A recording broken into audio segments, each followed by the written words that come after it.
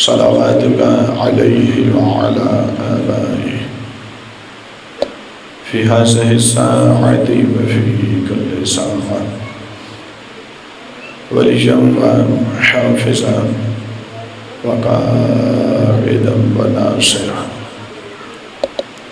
ودليلا وعينا حتى تسكنه أرضك طوعا وتودعه فيها طويلا يا مقلب القلوب والأبصار ويا مدبر الليل والنهار ويا محمل الحول والأحوال حول حالنا إلى أحسن الحال. اللهم يا ملجن الحديد لداود عليه السلام افعل بنا ما أنت أهله ولا تفعل بنا ما نحن أهله برحمتك يا أرحم الراحمين. امیر المومنین کی ذات پہ مل کے باز بلند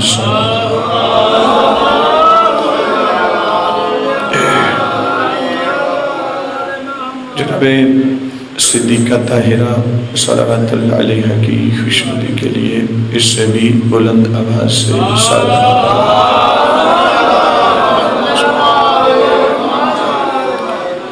اعوذ باللہ من الشیطان اللعین الرجیم بسم اللہ الرحمن الرحیم الحمد للہ الذی سمک السماء وندب عبادہ إلى الدعاء وجعلنا من المتمسكين بالكتاب والسنة والمتمسكين بمنهاج الأئمة الذين أذهب الله عنهم الرجس وطهرهم تطهيرا.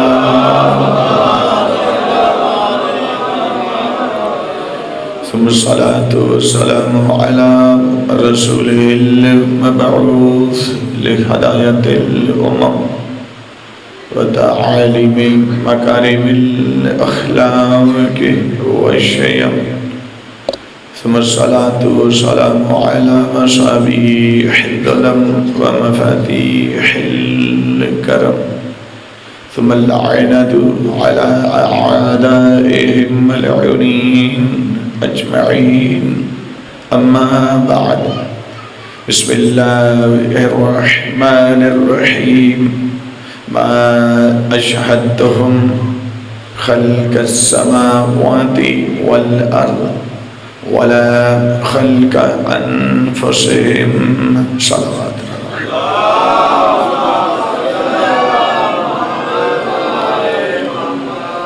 نعرہ تکبیر.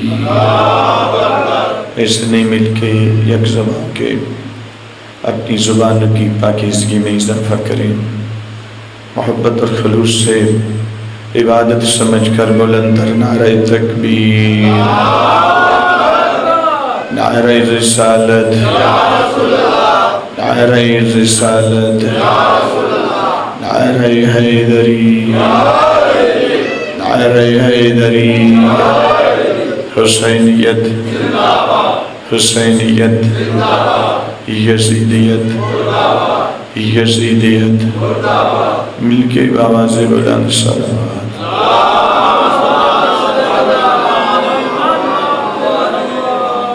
حمد و ثنا صلی اللہ رب العزت کی جلائے کے حمد و ثنا ہے اور درد و سلام ان ذوات مقدسہ و مطہرہ پر جو لائق درود و سلام ہیں، اور نفرت و لعنت ایسے لوگوں پر جو لائق نفرت و لعنت ہیں. ہمیں ناز ہے، ہمیں افتخار ہے. توجہ ہے ضرور. مجلس مجھ سے پہلے کی شروع ہو چکی ہے. میرے حصے کی عبادت کی ابتدا اس جملے سے ہوا چاہتی ہے. پہلا جملہ آپ کی سماعتوں کو ہدیہ کرنے جا رہا ہوں، عرض کر رہا ہوں، ہمیں ناز ہے، ہمیں افتخار ہے، اللہ نے ہمیں نبی وہ دیا ہے جس نبی کے پیروں سے لگی ہوئی مٹی کی بھی اللہ نے قسمیں کھائی ہیں۔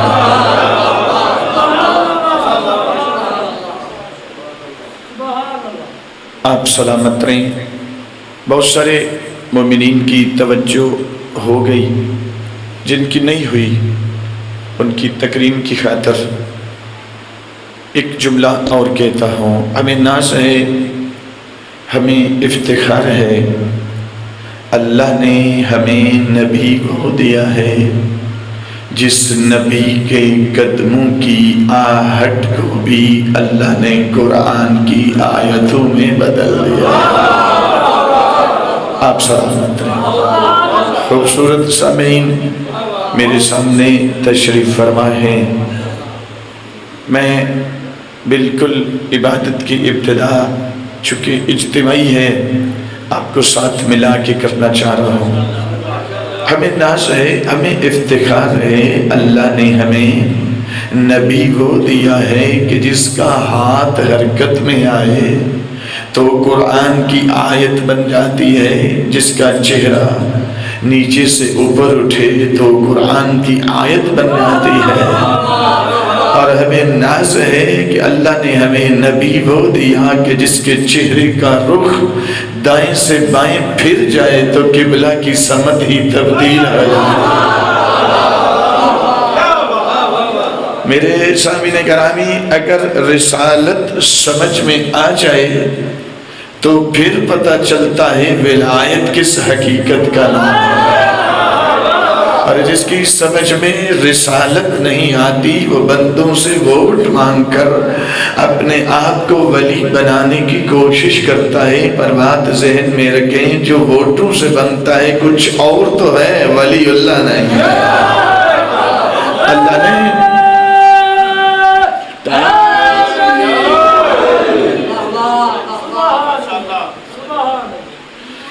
چلیں، چونکہ ایک محدود سا وقت ہے، میں بالکل عنوان سے مربوط ہوتا ہوں۔ ہمیں ناز ہے، ہمیں افتخار ہے کہ اللہ نے ہمیں نبی وہ دیا ہے کہ جس کا موازنہ کسی میرے جیسے بھی نہیں ہوگا۔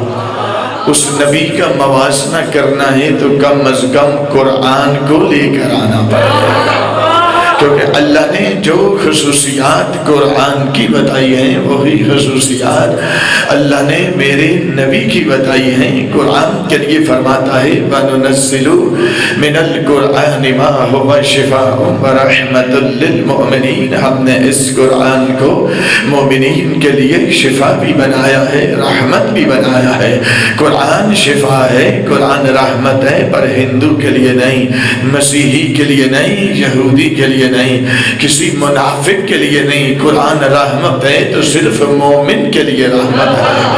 لیکن جب نبی کو دیکھا تو اللہ نے لہجہ ہی بدل دیا، فرمایا وَمَا أَرْسَلْنَاكَ إِلَّا رَحْمَةً لِّلْعَالَمِينَ۔ قرآن مومن کے لیے رحمت ہے تو عالمین کے لیے رحمت ہے۔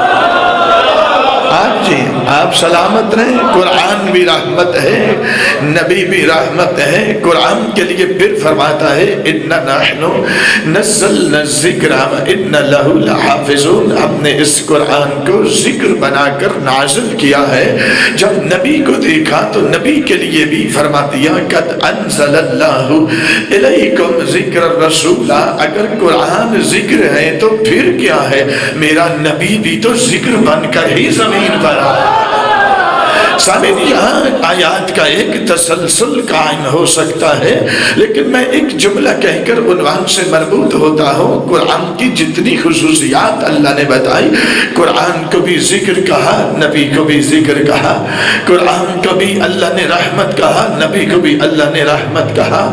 قرآن کو اللہ نے شہادت کہا تو نبی کو اللہ نے شاہد کہا۔ قرآن کو اللہ نے بشارت کہا تو نبی کو اللہ نے مبشر کہا۔ قرآن کو کو اللہ نے نذیر نذارت کہا تو نبی کو اللہ نے نذیر کہا. تو جتنے اوصاف قرآن کے بتائے اتنے اوصاف اللہ نے میرے نبی کے بتائے. تو پھر میں کہہ سکتا ہوں جب اللہ کا علم لفظوں میں آئے تو قرآن بنتا ہے, وہی علم پیکر میں آئے محمد جیسا نبی بنتا.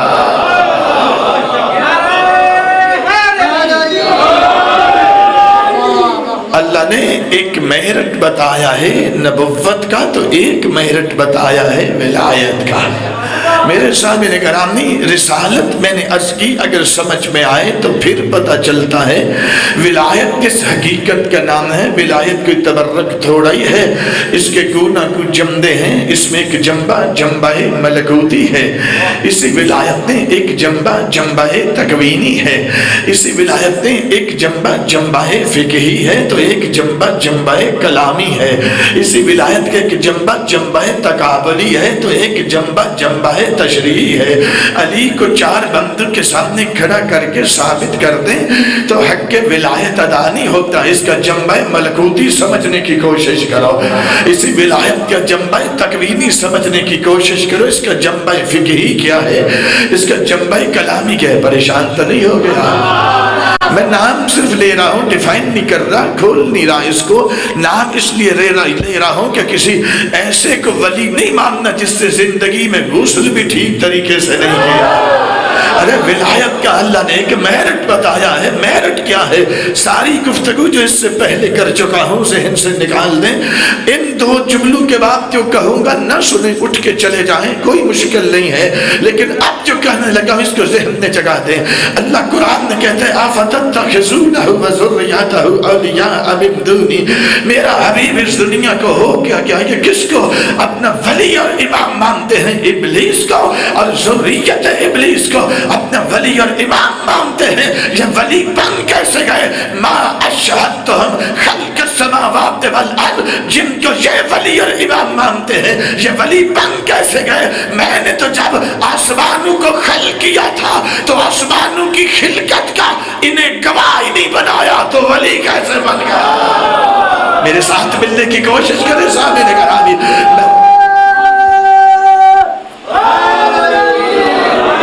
ولایت کا اللہ نے میرٹ بتایا ہے. آواز قدرت آتی ہے میرا حبیب اس دنیا کو ہو کیا گیا کس کو اپنا ولی اور امام مانتے ہیں. میں یہ ولی کیسے بن گئے جس کو دنیا والے مانتے ہیں؟ یہ امام کیسے بن گئے؟ میں نے تو جب زمینوں کی خلقت کی تھی تو خلقت زمین پر انہیں گواہی نہیں بنایا, تو یہ ولی کیسے بن گئے؟ تو آیت نے دلالت التزامی کے ذریعے سے ولایت کا میرٹ سمجھا دیا کہ ولی وہ نہیں ہوتا جو پیدا ہو تو جاہل پیدا ہو, سر میں چوٹ لگ جائے تو پاگل ہو جائے, ملک الموت آ جائے تو بے اختیار ہو جائے. ولی اس کو کہتے ہیں اللہ کے حکم سے کائنات خلق ہو رہی ہو, وہ کھڑا ہو کے گواہ بن رہا.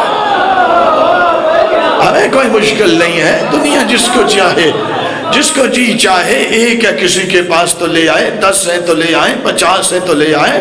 بھائی میں ممبر سے بات نہیں اتروں گا, تسلیم پہلے کروں گا, لیکن صرف جس کو منوانا چاہتے ہو اتنا سا دکھا دو.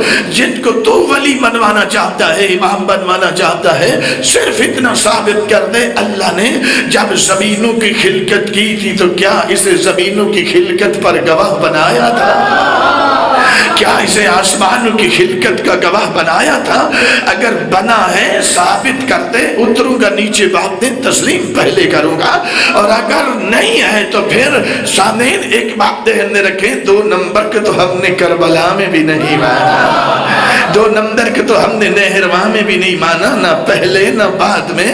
پھر کسی ایسے ویسے کو ماننے کی ہم سے توقع نہ کی جائے. اللہ نے ولایت کا میرٹ بتایا ہے. ولی بن کون سکتا ہے؟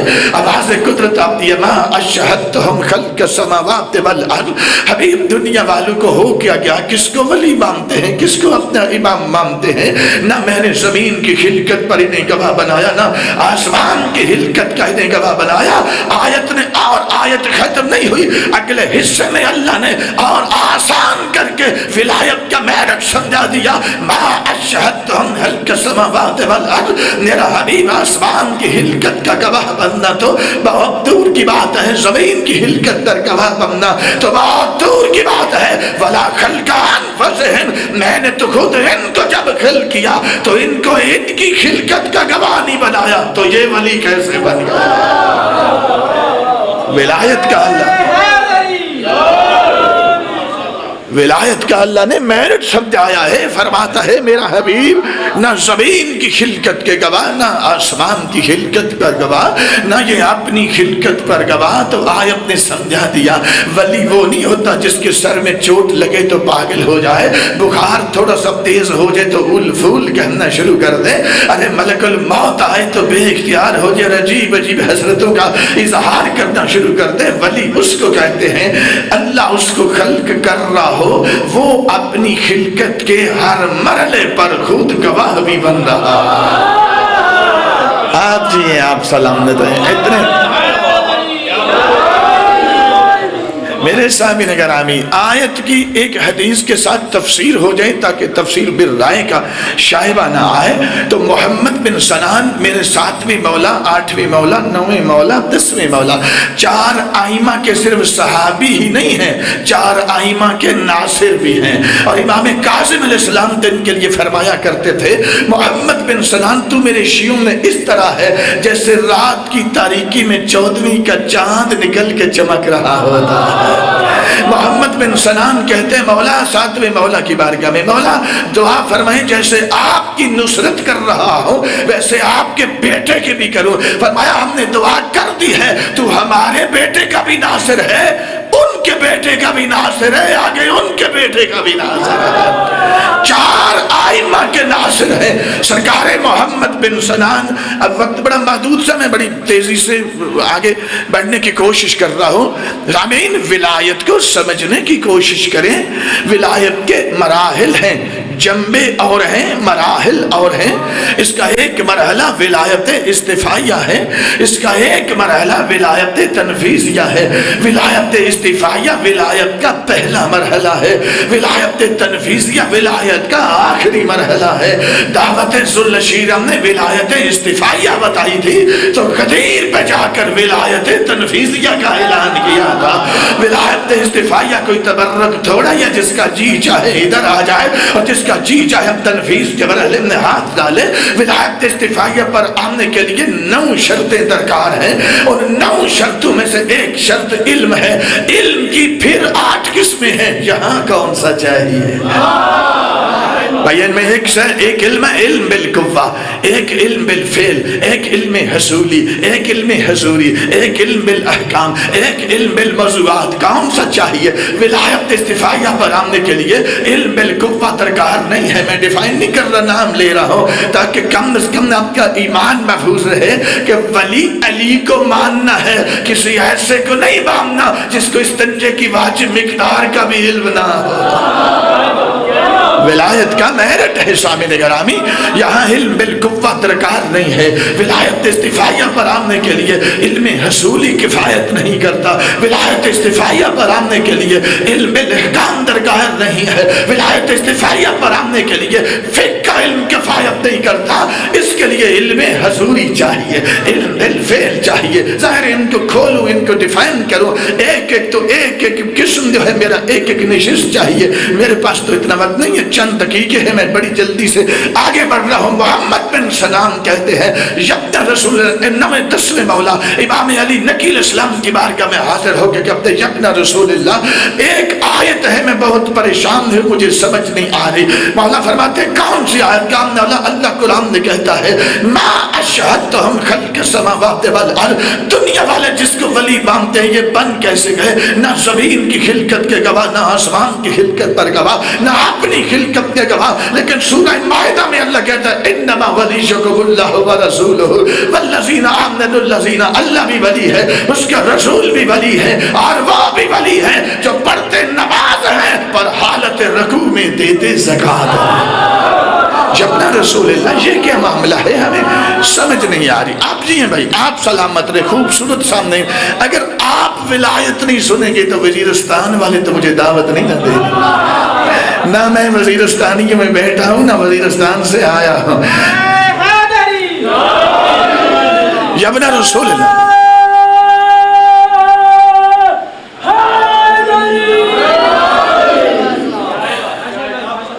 آپ سلامت رہے۔ یبنا رسول اللہ، اچھا یہ افتخار بھی صرف تشیع کو حاصل ہے؟ اللہ نے ان کو ہاتھی ایسے دیے ہیں کہ ان میں سے ہر ایک کو یبنا رسول اللہ کہہ کے بلایا جا سکتا، باقی کسی کے پاس ایک بھی ایسا نہیں ہے جس کو یبنا رسول اللہ۔ حسن مولا یبنا رسول اللہ، حسین مولا یبنا رسول اللہ، نکی مولا یبنا رسول اللہ، عسکری مولا یبنا رسول اللہ، سرکار حجت یبنا رسول اللہ، جس کو بلائیں گے یبنا رسول اللہ کہہ کے بلا سکتے ہیں۔ سامعین گرامی، امام علی نقی علیہ السلام کی بارگاہ میں سوال کرتے ہیں، مولا یہ آیت کہتی ہے یہ ولی کیسے بن گئے؟ نہ زمین کی خلقت کے گواہ، نہ آسمان کی خلقت کے گواہ، نہ اپنی خلقت کے گواہ، تو ولی کیسے بن گئے؟ سورہ مائدہ میں اللہ کہتا ہے اللہ بھی ولی ہے، اس کے رسول بھی ولی ہے، وہ بھی ولی ہے جو پڑھتے نماز ہیں پر حالت رکوع میں دیتے زکات ہے۔ تو مولا پھر ولی تو وہ ہونا چاہیے جو آسمان کی خلقت کا گواہ ہو، جو زمین کی خلقت کا گواہ ہو، جو اپنی خلقت پر بھی گواہ ہو۔ تو مولا یہ سمجھ نہیں آ رہی۔ امام فرماتے ہیں ان اللہ لم یزل واحدا احدا صمدا متفردا، اللہ واحد تھا، احد تھا، صمد تھا، متفرد تھا۔ امیر المومنین فرماتے ہیں بارلا واحد تو اور بھی بڑے ہیں، پر جیسا تو واحد ہے ایسا واحد کوئی نہیں ہے۔ آفرین آفرین، آپ سلامت رہیں۔ اور سید الشہداء نے کربلا کے میدان نے ایک خطبہ مکمل توحید پہ دیا ہے، وہاں پہ اس کے درمیان میں جا کے فرماتے ہیں لا سمی لہو یشابہہ ولا مثل لہو یشاکلہ۔ سمیہ کہتے ہیں ایک نام کے اندر چند ذوات جب شریک ہو جائیں تو یہ مادہ اس کے لیے استعمال کیا جاتا ہے۔ مثلا جو نام ان کا ہے وہی نام ان کا ہے، جو ان کا ہے وہی ان کا ہے، نام ایک ہے، ایک نام کے اندر یہ تین شخصیات شریک ہیں، اس کو کہتے ہیں سمیہ۔ میرے مولا نے تو کمال ہی کر دی، فرماتے ہیں لا سمیہ لہو یشابہ بارلا، تیرے تو نام میں بھی کوئی شریک نہیں ہے تو تیرے جیسا کوئی کیسے بن سکتا؟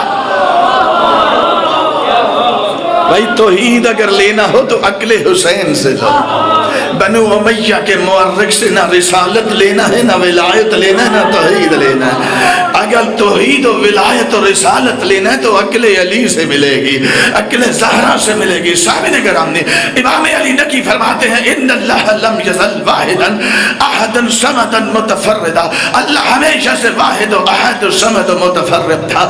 اور پھر آگے فرماتے ہیں ثم خلق اللہ محمد وعلی وفاطمہ والحسن والحسین، پھر اللہ نے میرے نانا کے نور کو کھل کر دیا، میری دادی زہرا کے نور کو کھل کر دیا، میرے دادا علی کے نور کو کھل کر دیا، میرے دادا حسن کے نور کو کھل کر دیا، میرے دادا حسین کے نور کو کھل کر دیا، میرے دادا حسین کے نور سے ہم نو آئمہ کے نور کو کھل کر دیا۔ فرماتے ہیں ایک لمبا عرصہ گزرتا رہا، وہ معبود تھا ہم عابد تھے، وہ مسجود تھا ہم ساجد تھے، وہ بندگی کرواتا تھا ہم بندگی کرنے والے تھے، یا وہ تھا یا ہم تھے، اور اس کے علاوہ تھا ہی کچھ نہیں، نہ عرش تھا نہ لو تھی نہ قلم تھا۔ فرماتے ثم خلق الخلق جميعا، پھر اللہ نے پوری مخلوقات کو خلق کیا، عرش کو وجود بخشا، لو کو خلق کیا، قلم کو وجود بخشا، جنت کو خلق کیا، جہنم کو خلق کیا، جبرائیل کو سید الملائکہ بنایا، آدم کو صفی اللہ بنایا، ابراہیم کو خلیل اللہ بنایا،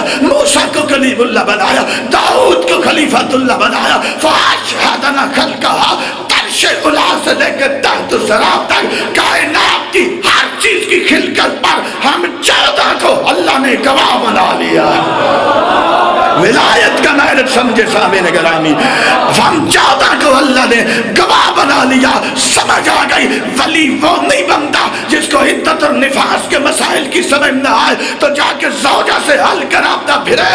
ولی اس کو کہتے ہیں اللہ عرش کو خلق کر رہا ہو، وہ کھڑا ہو کے گواہ بن رہا ہے۔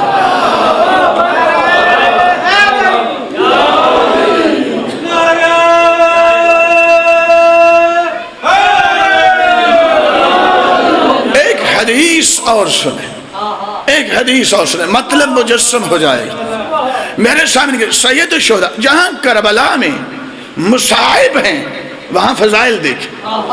جب میرے مولا تنہا رہ گئے، آئے اپنے بیٹے سید سجاد کے خیمے میں، دیکھا آنکھیں بند ہیں۔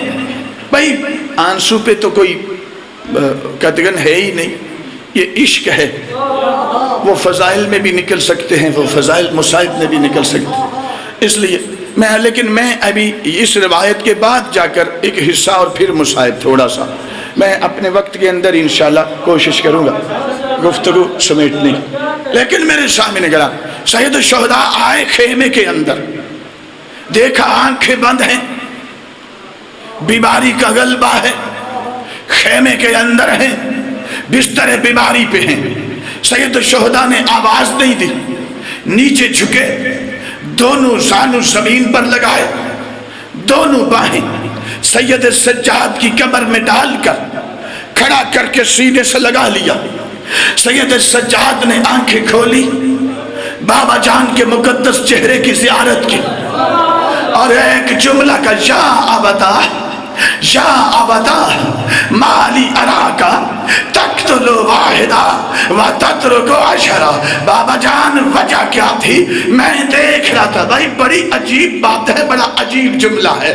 بابا جان وجہ کیا ہے؟ میں دیکھ رہا تھا آپ جب ان ملاعین پہ حملے کر رہے تھے، آپ 10 کو چھوڑ رہے تھے، ایک کو مار رہے تھے، پھر 10 کو چھوڑ دیتے تھے، پھر ایک کو مارتے تھے، پھر 10 کو چھوڑتے تھے، پھر ایک کو مارتے تھے۔ بابا جان وجہ کیا ہے؟ میں دیکھ رہا تھا، تھی آنکھیں بند پر میں دیکھ رہا تھا، تھا خیمے کے اندر پر میں دیکھ رہا تھا بیماری کا غلبہ پر میں دیکھ رہا تھا۔ امام حسین نے بھی آگے سے یہ کہا بیٹا آپ نے کیسے دیکھا؟ آپ کی تو آنکھیں بند تھیں، آپ نے کیسے دیکھا؟ آپ پر تو بیماری کا غلبہ تھا۔ بیٹے آپ نے کیسے دیکھا؟ میں 10 کو چھوڑ رہا تھا کہ میں آپ تو خیمے کے اندر تھے، بیماری کا غلبہ تھا۔ بیٹے آپ نے کیسے دیکھا؟ نہیں، امام حسین نے بھی آگے سے نہیں کہا۔ سید سجاد نے کہا بابا جان میں دیکھ رہا تھا، میں آپ 10 کو چھوڑ رہے تھے، ایک کو مار رہے تھے۔ امام حسین فرماتے ہاں میرا لال، جو آپ نے دیکھا وہ بالکل صحیح دیکھا، لیکن بیٹا تجھے پتا ہونا چاہیے جو تلوار آج تمہارے بابا کے ہاتھ میں، کل وہی تلوار میرے بابا کے ہاتھ میں ہوتی تھی۔ بیٹا میں جانتا ہوں، بس یہ ہو گیا جناب، میں ایک جملہ صرف کیا۔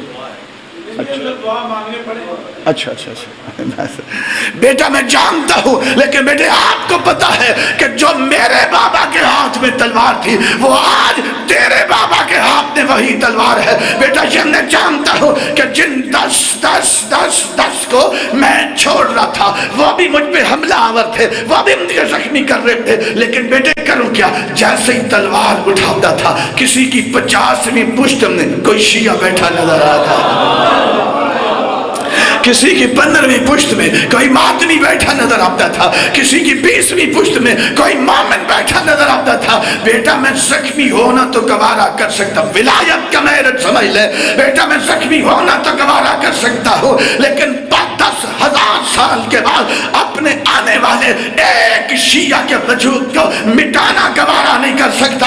سمجھ آ گئی؟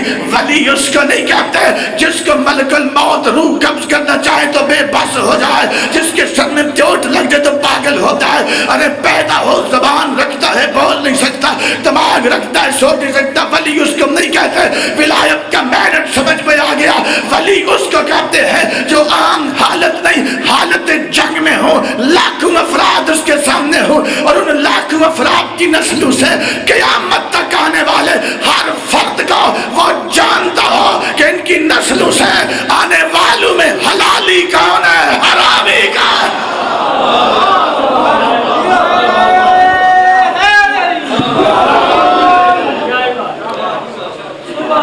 ولایت استفائیہ پر آنے کے لیے علم حضوری درکار ہے۔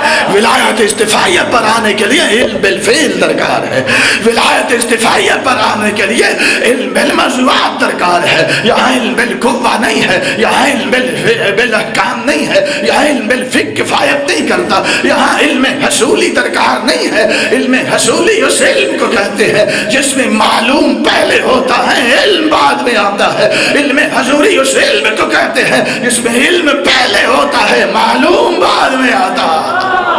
ولایت کے لیے یہ چاہیے، ایسے نہیں۔ نعرہ تکبیر، نعرہ تکبیر، نعرہ رسالت، نعرہ رسالت، نعرہ حیدری، حیدری، حیدری، حضرت محمد علیہ بلند تر صلوات۔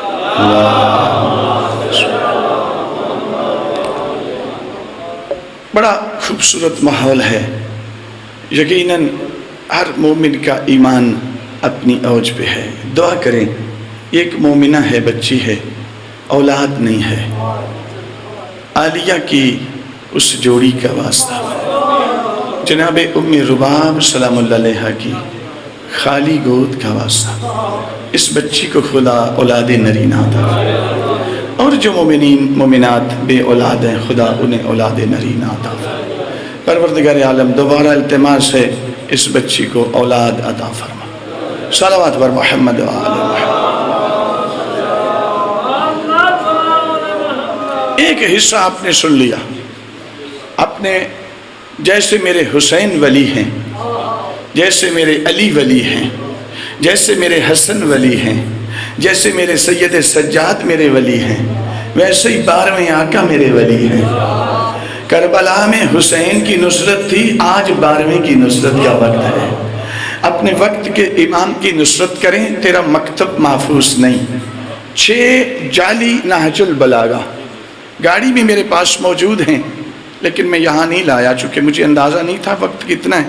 ایک جملہ صرف آپ کو خبر دینا چاہتا ہوں کہ جعلی نہج البلاغہ مارکیٹ میں 6 کی تعداد میں ہیں، اور اس میں شیعہ علماء سے منسوب کر کے اندر سارا اس کا تبدیل کر کے فری تقسیم کی جا رہی ہے۔ ہم نے اس جون میں ایک کیس کیا، میں الحمدللہ خود اس میں مدعی ہوں، مقدمہ کیا، اور یہ محرم کا چاند بدھ کو منگل کو آیا۔ منگل سے پہلے جو ہفتہ تھا اس ہفتے کو ہم نے ان میں سے 3 جعلی نہج البلاغہ کو بین کروا دیا، اور یہ اتنی بڑی ایک خوفناک سازش ہے مکتب اہل بیت کے خلاف کہ جعل سازی کر کے اصلی نہج البلاغہ کو لوگوں کی نظروں سے غائب کرنا چاہتے ہیں اور جعلی لوگوں کے ہاتھوں میں دینا چاہ رہے ہیں۔ ایک دہشت گرد قوت تھی جو اس کے پیچھے تھی، لیکن وقت کے امام نے مدد فرمائی، خدا نے توفیق دی۔ ہم نے ان 3 جعلی نہج البلاغہ کو صرف بین نہیں کرایا، جتنا ان کے پاس سٹاک تھا ہم نے سارا ضبط کیا ہے۔ اور ابھی آپ سمجھیں کہ ابھی 50% نہج البلاغہ محفوظ ہوئی ہے۔ ابھی 3 اور ہیں، کیس ہم تیار کر رہے ہیں ان کے لیے، 2-2.5 مہینے چاہیے۔ ظاہر ہے یہ وہ لڑائی والی درخواست نہیں ہوتی، اس کا ایک لفظ بڑا ناپ تول کے لکھنا پڑتا ہے، تو ہم کیس اس کے لیے بھی باقی 3 کے لیے بھی تیار کر رہے ہیں۔ جعلی کے لیے اصلی ہے ذیشان جوادی صاحب کی وہ رکھیں، مفتی جعفر صاحب کی وہ رکھیں، لیکن جعل سازی ہم کسی کو کرنے نہیں دیں گے۔ یہ کو چوری کر کے آل محمد کے آثار کو چوری کر کے بدل دے تو ہم چور کے چہرے پر پڑا ہوا نقاب الٹ دیں گے۔ انشاءاللہ 2 سے 2.5 مہینے لگیں گے، باقی جو جعلی نہج البلاغہ ہیں ہم انشاءاللہ ان کا بھی انجام وہی ہوگا جو ان کا ہوا ہے، اور یہ ہمیشہ کے لیے بند ہو گئی۔ کوئی اب جرت نہیں کرے گا انشاءاللہ آئندہ ایسا اہل بیت کے ساتھ خیانت کرنا۔ اگر ہم آثار اہل بیت کو ہی محفوظ نہیں کر سکتے تو اہل بیت کا دفاع کیا کریں؟ تو اس کے لیے بڑے چوکنا رہیں، نہج البلاغہ چونکہ فری کروڑوں کے حساب سے پیسہ انویسٹ کیا گیا اور فری تقسیم کی گئی، اور یہ 65 سال سے، یہ میں آپ کو بتاؤں، یہ 65 سال سے یہ جرم ہو رہا تھا، اور اس کا اثر کیا ہوا؟ چونکہ مومنین سمجھتے نہج البلاغہ سب کچھ ٹھیک ہے، اس میں تھی وہ چاہے ناجالی تین ہوئی، 1000 حاشیہ فیملیز مذہب سے منحرف ہو گئے۔ اب اس کا فائدہ یہ کہ کم از کم اگلی نسل تو محفوظ ہوگی، اگلی نسل بھی محفوظ ہوگی، اور اصلی نہج البلاغہ ہم محفوظ کر کے جیسے علی مولا کی طرف سے آئیے ویسی اگلی نسل تک پہنچائیں۔ یہ آپ کی خدمت میں عرض کرنا تھا۔ میرے سامعین گرامی، وقت کے امام کی سپاہ میں جانے کی تیاری کریں۔ ہر بندہ سمجھتا ہے کہ میں ہی 313 میں ہوں، تو بندے 313 پاکستان میں 5 کروڑ شیعہ ہے، 313 بھائی 313 کمانڈر ہیں، میں بات نچلی سپاہ کی کر رہا ہوں۔ 313 میں جانا ہو، شاید کوئی 2 گھنٹے کی تقریر میں یہ چیز نہ کہہ سکے جو میں ابھی کہنے لگا ہوں 2-3 منٹ میں۔ توجہ آپ کی اس طرف ہونا بہت ضروری ہے۔ نعرے لگا لیے، فضائل آپ نے سن لیا، مجھے کوئی نہیں، آپ 2 گھنٹے سنیں، میں تو سنانے کے لیے حاضر ہوں، لیکن یہ چیز لے لیں ذرا۔ میرے سامعین گرامی، معافی چاہتا ہوں تھوڑا سا اب صاحب، وقت کے امام کی سپاہ میں جانے کا کوئی میرٹ ہے یا کھلی چھٹی ہے؟ پنجاب پولیس میں سپاہی بھرتی ہونا ہو اس کا میرٹ ہے، سی ایس ایس کرنا ہو تو میرٹ اور ہے، پاکستان کی آرمی میں سپاہی بھرتی ہونا ہو میرٹ اور ہے، کمیشنڈ افیسر بننا ہو آئی ایس ایس پی میں اپیئر ہونا ہو تو میرٹ ٹف ہو جائے گا۔ اسی طرح 313 میں جانا ہو میرٹ اور ہے، نچلی سپاہ میں جانا میرٹ اور ہے، زندگی کے جس شعبے میں جائیں اس کا میرٹ ہے۔ امام کی سپاہ میں جانا ہو تو میرٹ کیا؟ مجھے یہ بتائیں، یہ تو وہ مومن ہے جو منتیں مانتے ہیں علی اکبر کے پیروں سے لگی ہوئی مٹی کی زیارت کریں، تو میں نسخہ بتاتا ہوں ان آنکھوں سے علی اکبر کو دیکھنے کا،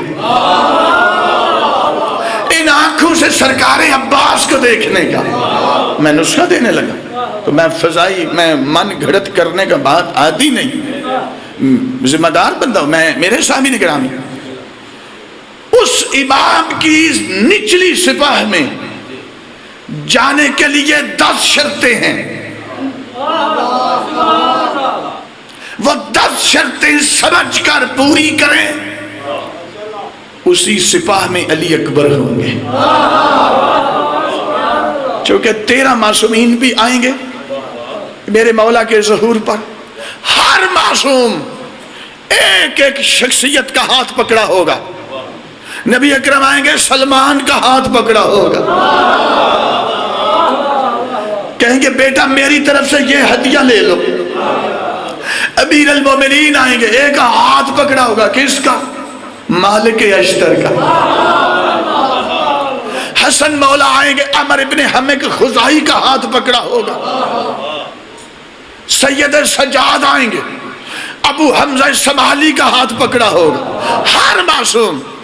اور سید الشہداء کے آنے سے پہلے کربلا سے 2 ہستیاں آئیں، جنگی لباس پہنا ہوگا، ایک میرے مولا علی اکبر ہوں گے، ایک سرکار ابو الفضل العباس ہوں گے۔ امام کے ہاتھ میں ہاتھ دے کر کہیں گے حکم دیں، کہاں دشمن بیٹھا ہے؟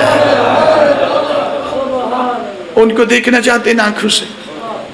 یہ تو وہ مومن ہے جو اکبر کے پاؤں سے لگی ہوئی مٹی کو دیکھنے کو ترستا ہے۔ اس سپاہ میں جانے کی تیاری کریں، نچلی سپاہ 313 وہ جائے گا جس میں باقی شرطوں کے ساتھ ایک شرط یہ ہوگی، باقی شرطوں کے ساتھ، کہ اس کی زندگی کی ایک بھی نماز تہجد کبھی چھوٹی نہ ہوئی ہوگی۔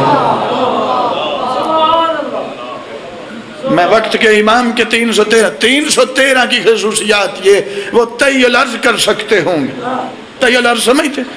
مثلا اللہ کرے میرے سامعین میں کوئی ایک ہو جو 313 کے لیے کوالیفائی کر چکا، اس کا دل کرے کہ مجلس سننے کے بعد چلتا ہوں کربلا، اسی کو کسی ایمبیسی میں جانے کی ضرورت نہیں ہے، کسی ایئر لائن کے دفتر جا کر ٹکٹ بک کروانے کی ضرورت نہیں، ایئرپورٹ پہ جا کے لائن میں لگ کے بورڈنگ کارڈ لینے کی ضرورت نہیں، یہاں سے اٹھا رخ کربلا کو کیا، ایک قدم اٹھایا، اگلا اٹھانے کی ضرورت ہی نہیں ہے، حرم حسین میں پہنچا. تئی عرض کر سکتا ہوگا 313 ایسے ہی اپنی موج میں چل رہا ہے. 313 کا بندہ رستے میں قبر آ گئی، کھڑا ہو کے بتا سکے گا اس کے ساتھ ہو کیا رہا ہے. ارے بھائی جس امام کے نوکروں کا یہ کمال ہو اس کا اپنا کیا کمال ہوگا. آج ایک تھوڑا سا بڑی جلدی کے ساتھ نچلی سپاہ میں جانے کے لیے میرٹ کیا ہے. اب 313 کا تو میرٹ بڑا ٹف ہے، اور معصومین نے بتائے ہوئے ہیں 313 میں سے مرد ہی نہیں ہے، 48 سے لے کر 52 تک مومنہ مستورات بھی ہیں، جن میں سے 13 کے تو نام معصومین خود بتا کے گئے ہوئے. توجہ ہے سامعین. سرکار عمار یاسر پوری فیملی 313 میں آ رہی ہے، ان کی ماں بھی 313 میں جناب سمیہ خاتون، ان کے والد بھی 313 میں، خود بھی 313 میں. جنگ صفین میں 92 سال کے تھے اور علی مولا کی طرف سے جہاد کرتے ہوئے شہید ہوئے. تو پھر علی مولا کا بیٹا ان کو ایسے تو نہیں نہ رکھیں گے. نچلی سپاہ میں جانے کے لیے 10 شرطوں میں سے کیا میرٹ ہے جناب؟ قد لمبا ہونا میرٹ نہیں، پیٹ کا کوئی اس سائز کا ہونا میرٹ نہیں، گردن موٹی ہونا شرط نہیں، تیز دوڑنا بھی شرط نہیں.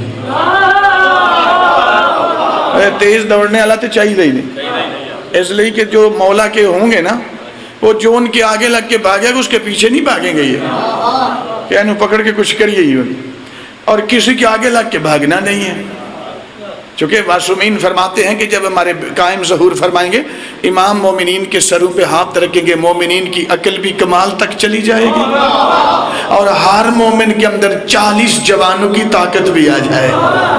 سامعین نچلی سپاہ میں جانے کے لیے 10 شرطوں میں سے بڑی جلدی کے ساتھ 1.5 منٹ میں بیان کرنے لگا. وہ بندہ جائے گا نچلی سپاہ میں جو اپنا 1 نہیں 2 نہیں 3 نہیں اپنا ہر عمل خود اپنے ہاتھوں سے اپنے مولا کی بارگاہ میں پہنچانے والا ہوگا،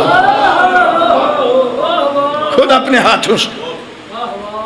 مثلا میں مجلس پڑھ کے باہر نکلا، آپ سن کے غیر محرم سامنے، اسے دیکھنا بھی ایک عمل ہے، حیا سے آنکھ کو نیچے جھکانا بھی ایک عمل ہے. فیصلہ کر بطول کے بیٹے کی بارگاہ میں پہنچانا کیا ہے. موبائل کھولا ہوا ہے، پیکج لگے ہوئے ہیں، غلاظت، فحاشی، گند، تنہائی میں بس وہی دیکھے جا رہے ہیں. وہ فحاشی دیکھنا بھی ایک عمل ہے، اس سے رخ پھیرنا بھی ایک عمل ہے. فیصلہ تو کر یوسف زہرا کی بارگاہ میں کیا پہنچانا چاہتا ہے. آفرین آفرین. اتنے خوبصورت سامعین، ہماری بچیاں، ہماری بیٹیاں، ہماری بہنیں مجلس سننے کے لیے، مجلس سننا ایک عمل ہے، کسی اور کام کے لیے گھر سے نکلنا بذات خود ایک عمل ہے. عمل پہنچانا ہے امام کی بارگاہ میں، تو نکلنے سے پہلے ذرا سوچ لیں بے حجاب ہو کے جا رہی ہوں یا با حجاب ہو کے جا رہی ہوں. چونکہ میرے 5ویں مولا فرماتے ہیں ہمارے قائم کے ظہور پر سب سے پہلے مومن مرد مدد نہیں کریں گے، مومنہ مستورات مدد کریں گی. مولا ہر مومنہ مستور فرمایا نہیں، مولا کی خاص خصوصیت ہے. فرمایا مولا کون سی؟ فرمایا اللہ اس مومنہ مستور کو خاص توفیق سے نوازے گا جو زندگی میں کبھی بے حجاب ہو کر غیر محرم کے سامنے نہ آئے.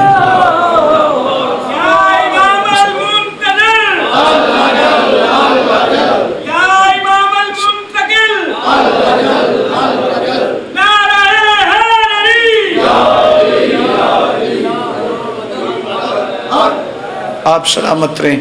سبحان اللہ۔ خوبصورت انداز میں آپ نے اپنے امام کے سپاہ میں شامل ہونے کے لیے ایک شرط کو سماعت فرمایا۔ میں نے پورا کھولا نہیں، اس کو ابھی اشارہ کیا ہے۔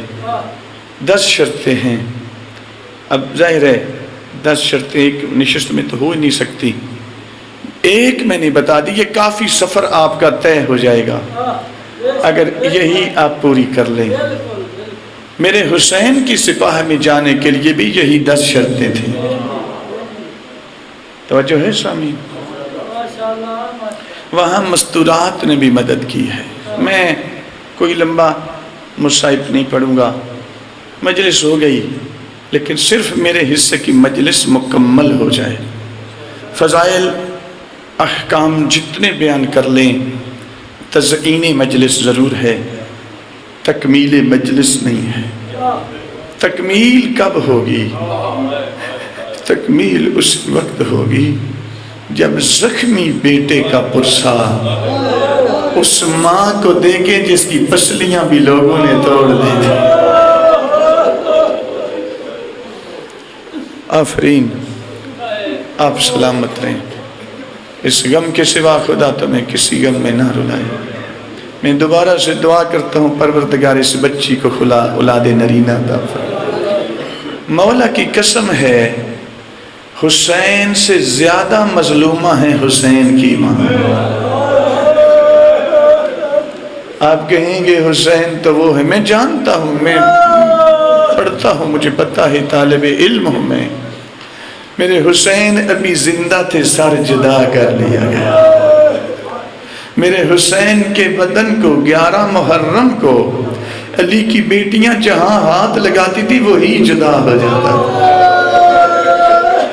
میں مانتا ہوں میرے حسین کا سر نیزے پہ تھا، لوگوں نے سر پہ بھی ظلم کیا، اس کے باوجود کہتا ہوں بطول عذرا حسین سے زیادہ مظلوم ہے۔ یار حسین جتنے مظلوم ہے تو حسین کے قاتل کا نام بھی لے سکتا ہے، اس پہ لعنت بھی کر سکتا ہے۔ بطول تو وہ مظلوم ہے جس کے قاتل کا تو نام تک نہیں لے سکتا۔ بڑی مظلوم ہے جناب زہرا، اور ابھی تو بڑی خوفناک صورتحال ہے۔ بہت سارے لوگ اندر سے جو بطول کے قاتلوں کے لیے نرم گوشہ مومنین کے دلوں میں پیدا کرنے کی کوشش کر رہے ہیں۔ اس بی بی کا ماتم زیادہ کریں، یہ نوحانی چوکوں میں کریں، بازار میں لوگ پوچھیں گے جمادی الاولیٰ جمادی ثانیہ محرم سفر کی تو سمجھ آتی ان دنوں میں، تو بتانا محرم سفر میں بیٹا مارا گیا تھا، ان دنوں میں ماں ماری گئی ہے۔ اجرکم اللہ سیدہ پہ راضی ہوں۔ خاندان عصمت میں 2 مستورات ایسی ہیں جو وقت سے پہلے ضعیفہ ہو گئے۔ بس بھئی میں کوئی لمبا مصائب نہیں ہے، صرف یہ جملہ مکمل کر کے ختم کرنے لگا ہوں۔ آنسو آپ کا نکل آیا بس۔ ہاں 2 مستورات ہیں، ایک حسین کی بیٹی ہے، ایک میرے نبی کی بیٹی ہے۔ نبی کی بیٹی 18 سال پہنچنے سے پہلے ضعیفہ ہو گئی، حسین کی بیٹی 4 سال کی عمر میں ضعیفہ ہو گئی۔ میرے مولا کے عزاداروں ابھی علوی صاحب پڑھ رہے تھے نا کہ سکینہ حسین کی بیٹی کی نظر ختم ہو گئی۔ میں وہ بی بی کے لیے کہا نا، اس شہزادی کے لیے، مولا کی قسم ہے جس وقت بطول عذرا دربار میں گئی تھی، میرے پاس مقتل کی کتابیں جناب زہرا کی موجود ہیں، ابھی گاڑی میں موجود ہیں، میں آپ کو دکھا سکتا ہوں، احادیث ہیں۔ جناب سیدہ پہ 5 حملے کیے گئے، 2 حملے اس دن کیے گئے جب بی بی دربار میں گئی، 3 حملے اس وقت کیے گئے جب لوگ بی بی کے گھر پہ آئے۔ جو گھر والے حملے تھے یہ پہلے حملے کے 30 دن کے بعد کیے گئے۔ یہ حملے بھی بڑے شدید، جس میں پسلیاں ٹوٹ گئیں، جس میں بطول کا بازو توڑ دیا گیا، لیکن میں ایک جملہ کہنا چاہتا ہوں، جب بی بی پہنچی نا دربار میں، خطبہ دے دیا، ایک شخص قریب آیا، مجھے معاف کر دینا، صدات میں غیر صدات ہے، دل دکھے مجھے معاف کرنا، لیکن بی بی کا مصائب اب چھپانا حرام ہے۔ میں نے وہ پڑھا ہے، وہ بیان کرنے لگا جو پڑھا ہوا ہے کتابوں کے اندر روایات کی شکل میں، کسی عالم دین کا جملہ نہیں ہے، معصوم کا جملہ ہے۔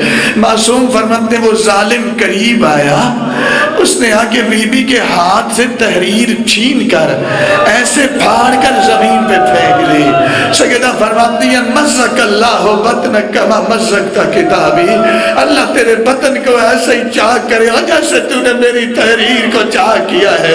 علامہ لکھتے ہیں کہ جیسے بی بی کا جملہ نکلنا تھا، اس کا کبھی یہ ہاتھ اٹھتا تھا، کبھی یہ ہاتھ اٹھتا تھا۔ بی بی جب تک برداشت کرتی رہی، کر سکتی تھی کرتی رہی، جب برداشت کی طاقت ختم ہوگی، منہ کے بل زمین پہ گر گئی۔